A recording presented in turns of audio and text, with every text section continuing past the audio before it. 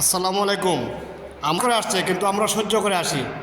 আমাদের বুকে একটাই বল আছে, আমরা মুসলিম। আমাদের মুখে আছে আল্লাহর নাম, যে আল্লাহ এমন কিছু করতে পারে নাই যেটা দুনিয়ার মানুষ করতে পারে। আমার কথা বলি না বন্ধুরা, আমাদের নিরীহ সব ফিলিস্তিনের উপরে যেভাবে ইসরায়েলে হামলা চালাইছে, আমরা হয়তো আমাদের শক্তি নাই, কিন্তু আমাদের বুকে ঈমান আছে। আমরা যে যেখান থেকে পারি, যার যার জায়গার থেকে আমরা প্রতিবাদ জানাবো এবং আমরা জিহাদের ঘোষণা করব। একটি পণ্য যদি আমি না খাই ইসরায়েলের, তাও এটাই আমাদের জন্য যুদ্ধ হয়ে যাবে, এটাই আমাদের জন্য যুদ্ধ হয়ে যাবে। আসুন আমরা সবাই মিলে ফিলিস্তিনের পাশে দাঁড়াই। সবাইকে ধন্যবাদ। আল্লাহ হাফিজ।